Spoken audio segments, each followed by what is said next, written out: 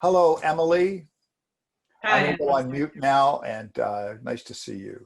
Thank you. It's good to be here. I really enjoyed that breakout session. Was in a room with some people I have not seen in 6 months, and it was really nice to just have a quick conversation and to learn about how many people really like chips and how guilty we feel about liking chips. So first off, I just want to say I need to first thank Cheryl and Vanessa, Cheryl Susarchuk and Vanessa, and I don't know Vanessa's name off the top of my head right now, who pulled together all the figures for us and are doing such an excellent job keeping track of the finances at Christchurch Cathedral. And I know that it is top of mind for a lot of us. And in the very beginning of COVID, we were getting, as trustees, we were getting weekly updates on the finances at the cathedral. And that has slowed, and I feel quite confident that we are able to slow down all of that reporting because the finances are in such good hand. So I just want to do that quick shout out to Cheryl and Vanessa. And then the other group that I want to thank are all of our parishioners, because people have responded incredibly well during this period, and it's really a bright spark in all of our finances. And I just want you to know that parishioner offerings are down by only 5% throughout the COVID period. So that I am so blown over by that even not being in the church all the time, so many of us have figured out how to get onto automated giving and are still keeping up with giving to the cathedral. So thank you very much to all of the parishioners who've done that. The piece of our revenue that has taken a hit, and this is not surprising, is building use revenue. We have not been able to rent out the building as we used to. In addition to that is visitor revenue, because we aren't having visitors coming into the cathedral right now. So those are the two pieces that have taken a bit of a hit. In the revenue side, we have gotten some funds back from the government. I think it's the CEWS, but that is tied in with the diocese. And so the amount of money that we get back is related to the diocese applications. The other side of the statement, or the balance sheet, is the expenses, and the cathedral staff have been incredibly good about looking very closely through all of our expenses and trying to reduce expenses where they can. And so Cheryl's estimations from now until the end of the year is that we could be between $50,000 and $100,000 below what our budget was by the time we get to the end of the year.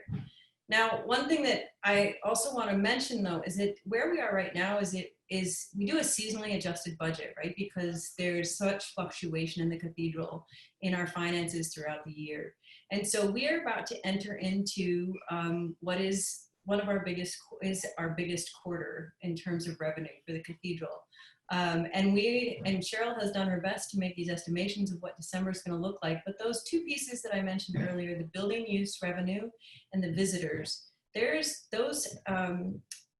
a lot that comes in through those two around Christmas time. So we're going to be thinking about how do we make sure that we minimize that loss in revenue in December.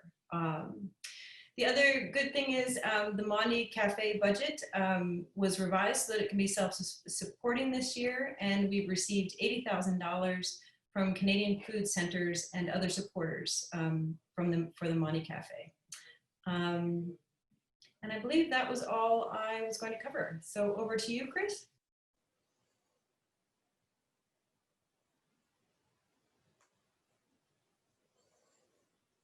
Yes, I use Zoom all the time. I know how to use it. So there are wonderful. Thanks, Emily. So in terms of just kind of updating you on programs and things that are happening, I want to say there's actually a lot happening, and some of them under normal times wouldn't sound so exciting. But I mean, I think as things come back, I think we really should celebrate what we're able to do. And one of the things I've been able to do is to visit some other parishes in the diocese. We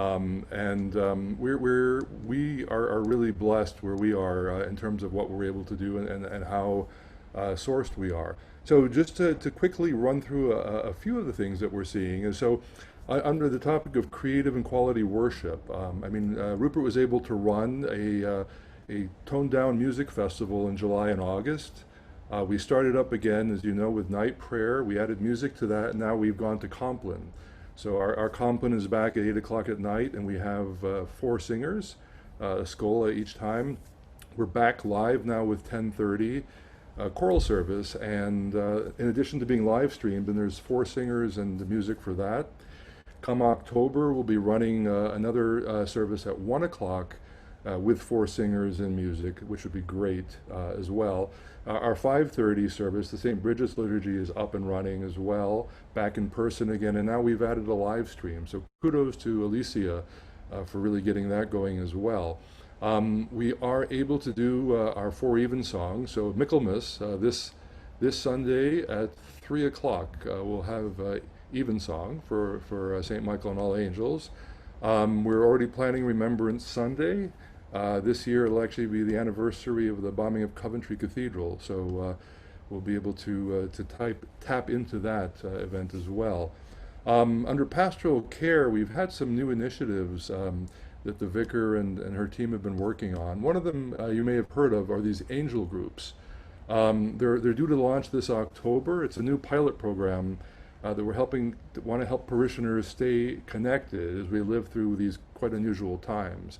So we're organizing congregation members into households, and each household will have an angel who will reach out once a month by phone to check in and see how everybody's doing. And I have to tell you, we've had like 60 volunteers to be angels.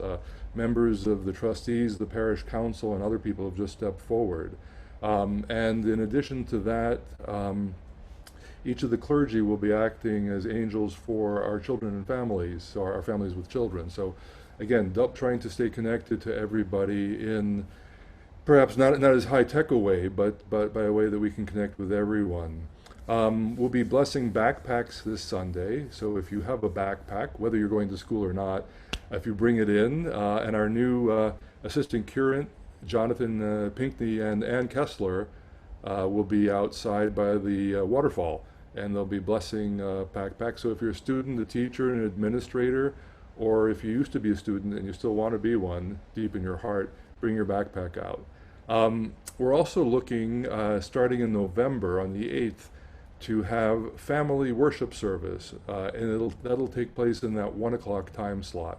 So we're going to specifically put together a worship service that's geared towards families, and we'll be able to basically, well, it'll be in the round, and it'll be actually quite amazing, actually.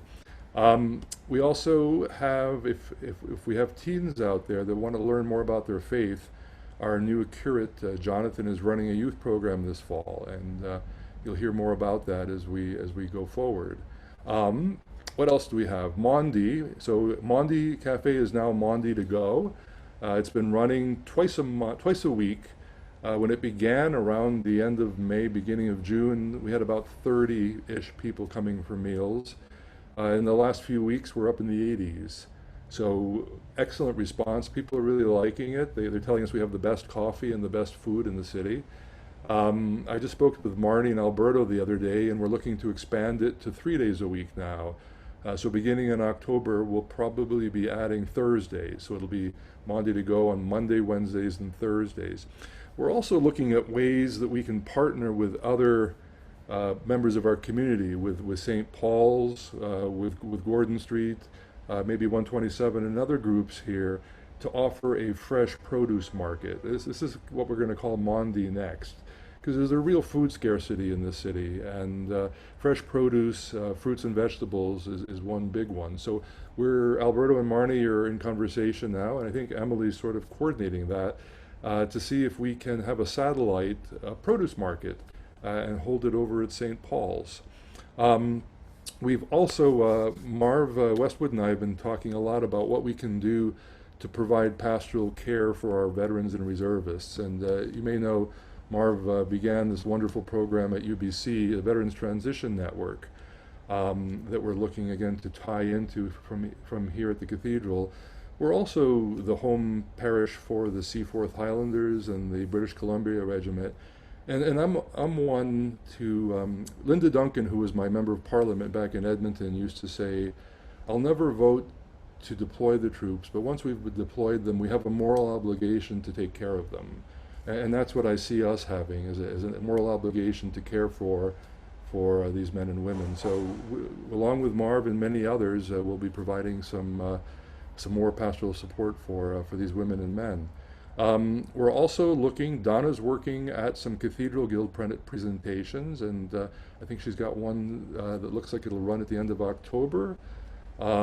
We have a community handbell choir that's now meeting at the Cathedral on Saturday mornings. In addition to providing handbell lessons for the community, it's also bringing in some revenue, which is nice.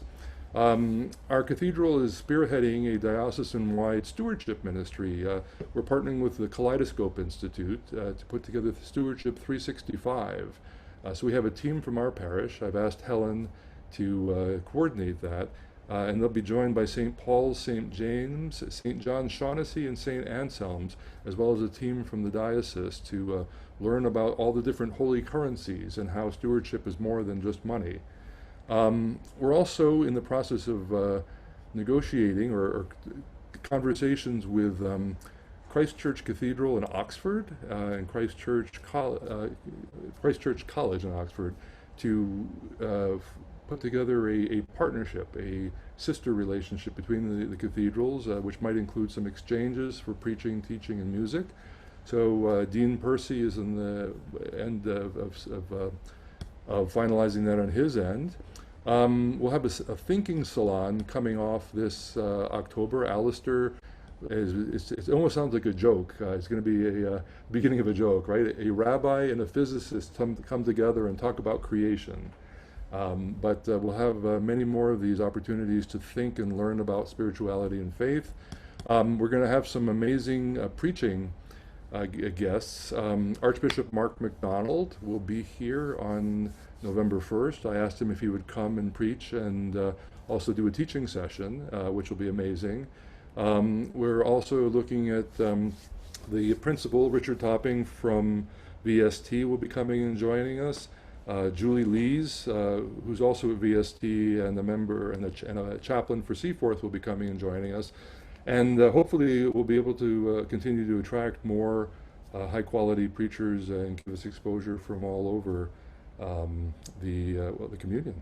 And so those are just some of the things that are happening. I could go on longer, but I think Alistair is looking at his watch.